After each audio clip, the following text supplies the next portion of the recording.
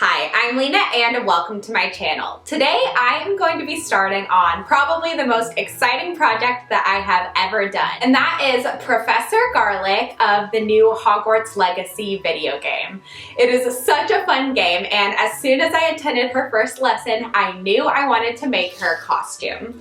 Last night I drafted up the pattern for her robe, and it took me a while, but I finally figured it out, and I'm going to be cutting into my fabric today. I've been collecting the materials for weeks, and now that I finally have everything, I'm super excited to get started. I'm going to begin the project by starting on Professor Garlick's robe, and that is going to be out of this gorgeous green and gold brocade fabric. I did quite a bit of searching to find something quite accurate, and I'm really happy with this. The only big difference in my opinion is the pattern is quite a lot larger than Professor Garlick's, but it's pretty darn close. I'll be using this purple shiny fabric as a lining and as a couple of the details, and then most of the robe is finished off with a gold bias tape around the edges, and I'm going to be making that out of this shiny gold fabric here. I'm also going to be sewing a wizard hat covered with flowers. I have a red wig, and I'm also going to sew a linen undershirt with a collar.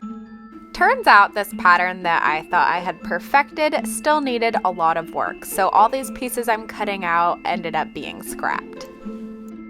So I'm cutting out my pieces, and I have to laugh at myself a bit because for some reason I thought I needed 4 yards of this stuff, and I'm pretty much done cutting everything out. I just need like probably this little section here, and I have so much left over.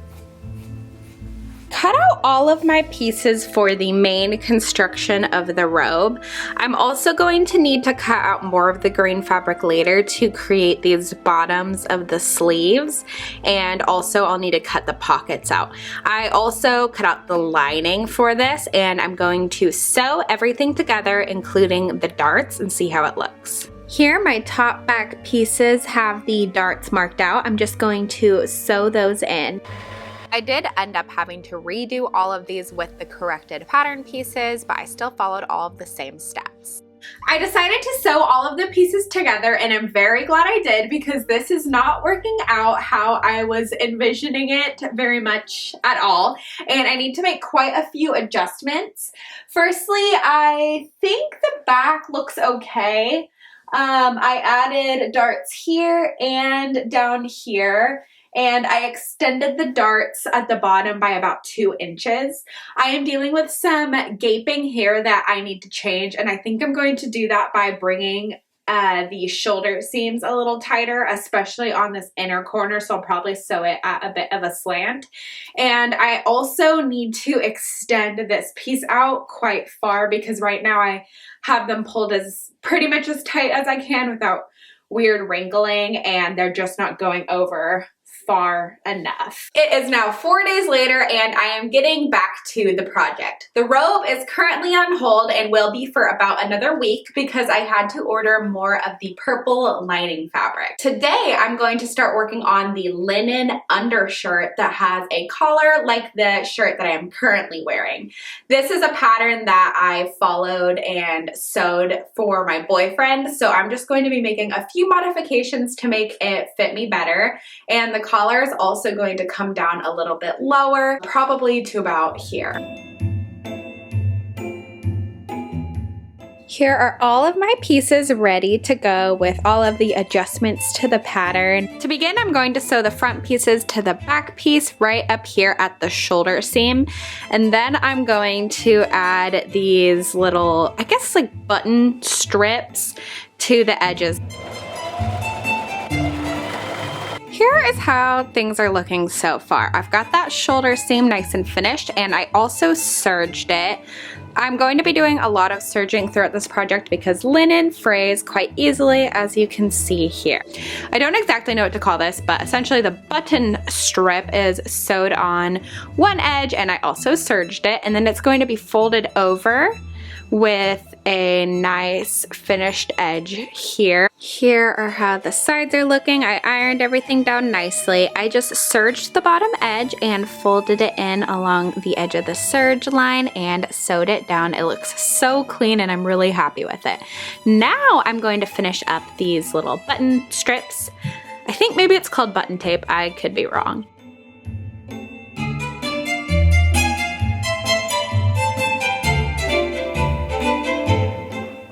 I'm now just prepping the collar. I went ahead and sewed along these edges. Now I'm going to snip the edges, turn it right side out, and iron it. Here are my collar pieces. This has been turned right side out and ironed. I also just went ahead and serged this edge. Now I'm going to be doing some sandwiching. Now all the pieces are layered over each other and I'm going to sew from here all the way down to there. I just realized that I was supposed to put interfacing in this, so not ideal, but I think it'll be okay. I just inserted the collar as any normal collared shirt pattern would call for.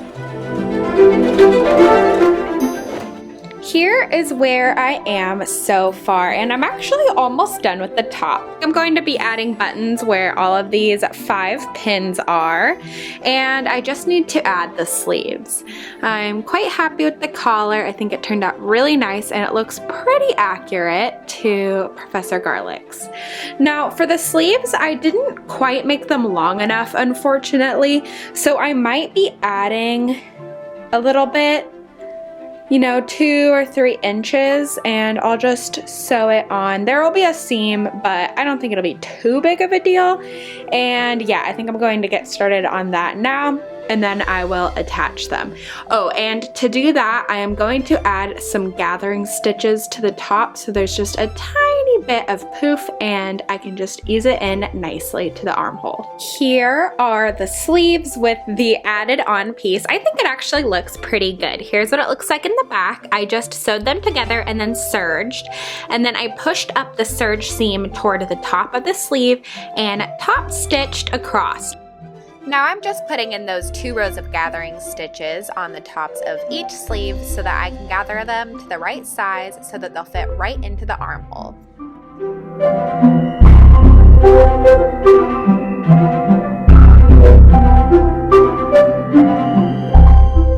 Then I'm sewing them right sides together and then inserting that sleeve right into the armhole and sewing everything in place. The edge of the sleeve is looking nice. It comes to a little point right here. And now I'm just going to add the buttons to the front of the shirt. Well, hello there. It has been a minute since I started working on this project again. I think I mentioned that I had to order more lining fabric before I could keep working on the robe, and finally that has come in. And then I got super distracted by a new knitting project, and I haven't been able to put the needles down for about 3 days. I'm ready today though to get sewing, because this project, as I've mentioned, I'm really excited to see the final product, and I really want to get going on it. So this is pretty much the key to why my last robe pattern wasn't working, and that's because I had the side seam, I had this back piece too short. I cut it out on the fold and it stopped about here before, and the side seam was pretty much on my back. So once I extended that, everything else started lying nicer, and I also added a stronger curve to all of the pieces at the side seam, and it brings it into a more shape-hugging silhouette. I'm just prepping my pieces the same way that I did previously and putting them all together. This is really a pretty simple project once you get the pattern pieces down. I just tried the robe on after assembling all of the pieces, and it's finally looking how I wanted it to. I also love how it looks with the undershirt that I made. Now it's time to add the pockets and all the fun details. Then I'll add the lining and then the gold bias tape around the armholes, neckline, all of the edges of the robe. Now it's time to add all of those details that make this robe special. For the pockets, there are 2 deep pockets and 1 shallow pocket, and I just serged around all of the edges and hemmed each pocket.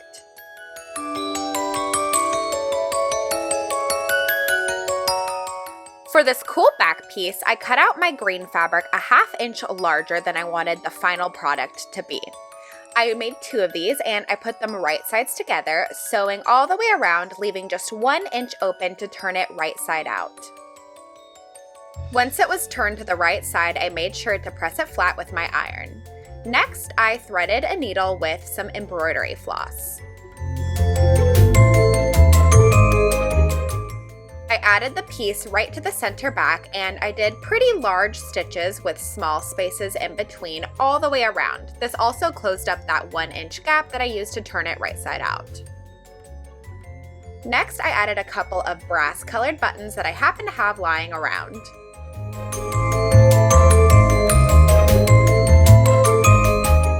For the leaves, I just added interfacing to the back of some gold fabric and cut out the shapes that I wanted. I sewed down the center of each leaf with some gold thread. Then I sewed out from that center a couple times on each side at an angle to create the leaf veining. I cut off all of the excess thread, and then I turned my machine down to its smallest zigzag stitch, and I went all the way around each leaf. It looks a little bit messy, but I think in the grand scheme of things, it turned out pretty good. I used the same gold thread to attach my leaves to the robe, stitching all the way around. This also helped clean up the edges a little bit. I put 1 large one in the center, then 2 medium ones, and then 2 small ones. I tried to layer them in a way that looked pretty. To finish this off, I then took the same white embroidery floss and did large stitches all the way around, creating a border. I then added 3 leaves to the corners of all of the pockets, 1 larger one in the center and 2 small ones on the side. I also added the same embroidery floss border.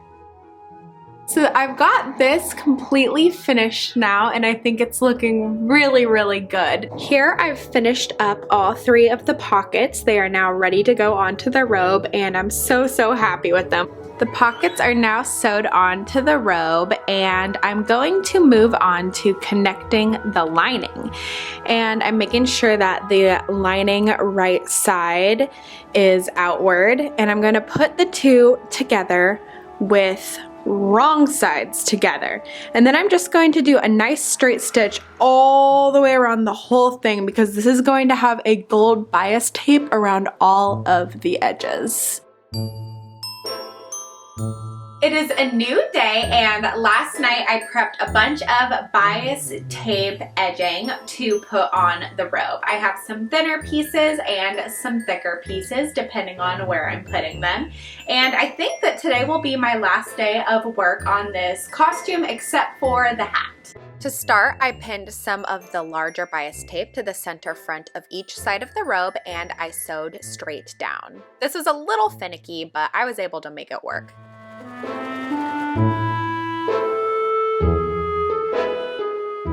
Then I added the large bias tape to both the neckline and the bottom of the robe. And to finish off the corners nicely, I flipped it up onto itself right sides together and sewed right along that edge there. That way, once I cut off the excess and turn it right side out, there is a clean corner. And then just sewed it down on the other side. I'm making such good progress, and I'm almost done. I've got everything but the second armhole put on the robe, and I just wanted to show you how good it looks. I went for twice as thick on the robe body, and then for the armholes I went for half the thickness. That's how Professor Garlick's looks to me. So yeah, just trying to be accurate here. As I said, I put some of the smaller bias tape around the armhole. I made sure to finish off one edge by hemming it in by about 1/2 inch, maybe 1 centimeter, and then putting it over the raw edge side.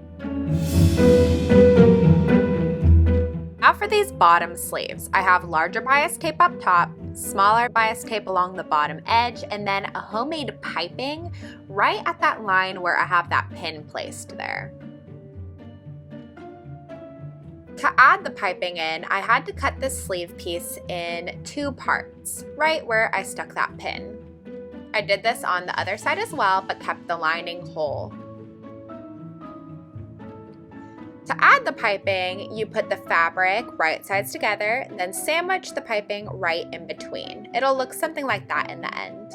I prep my piping by adding some black cord rope stuff right in between of the smaller bias tape and pinned as close to the cord as I could. I then sandwiched it right into that fabric and sewed down. This frayed a lot and I don't know how secure it is, but it will do. Here's what it looks like sewed in, and it's a little bit messy, so I decided to top stitch the seam allowance up toward the top of the arm, and it really cleaned things up. Next, I took the sleeve piece and sewed the seam closed. I did the same with the lining, and I pressed down those seams. I stuck the lining inside of the arm piece, they're both wrong sides together, and I just stitched along the top edge to secure things in place. I added small bias binding to the bottom, and then to the top I added that thicker bias binding. I finished off one side of it here by folding it in by about 1 centimeter. I pinned it in place around the arm and prepared to stitch. When I stitched around, I made sure to leave a couple centimeters unstitched at the end so that I could fold the finished side over. And I added some elastic to the inside of the armhole with a zigzag stitch. On the other side of the elastic, I have a safety pin. I fed the safety pin all the way through to the other side. This is going to help keep this sleeve on my body because otherwise it would just kind of fall down. I secured the other side of the elastic with a zigzag stitch and folded the bias binding over all of the messiness. I then pinned it and sewed it in place.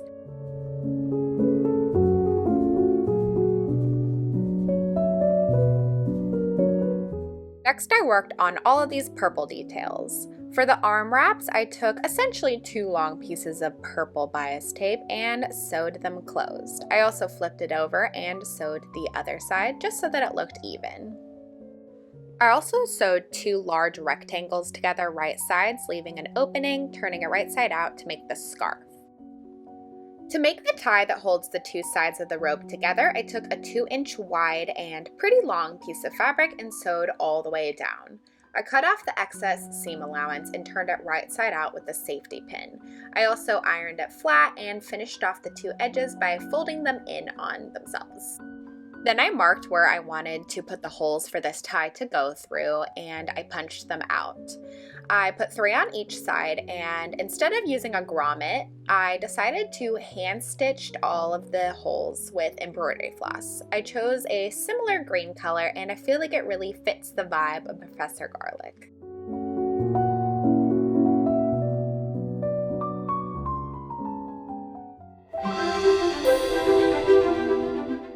For the hat, I followed a great wizard hat tutorial on YouTube, and it is definitely linked down below because I think everybody should try this project. I ironed interfacing to the top pointy portion and then cut out some really thick interfacing for the brim. I made this out of a pretty light cotton. I've got all of my pieces cut out, and now I'm just going to follow the YouTube tutorial to sew this hat together. I stuffed it, and then I scrunched it up and sewed it into a funny little wizard shape. Now for decorating the hat, I'm going to sew on this strip of suede fabric and then cover it with flowers, leaves, and probably some vines. I have a bunch of these peach colored fake flowers that I got from Joann, and I have tons of options, so hopefully it turns out super cool. To make the hat easier to work with, I just stuffed my current knitting project inside of it and got to gluing.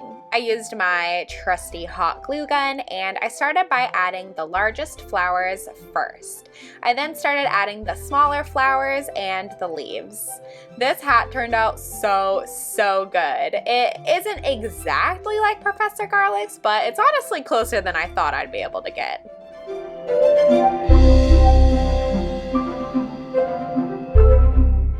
I I hope you enjoyed the making process of Maribel Garlick's costume, and thank you so much for watching. Now I must be off to go teach my next herbology lesson at Hogwarts. I dare say you'll find that the friends you make here at Hogwarts will last a lifetime.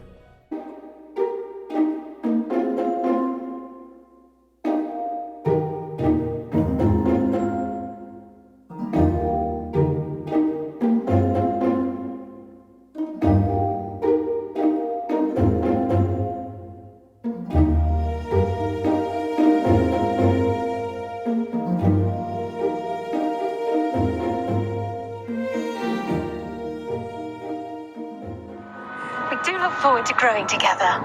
Do look forward to growing together. Brighter shirt. Ooh, yeah, I can even see the screen. Give it any knowledge. No. No. You do it too gracefully, you're supposed to go. No. That's kind of what she does. She's all, no. Like Get down. She's a classic lady. No, she's not. She's a muggle. No, she's not a muggle. She's muggle born. Half-blood.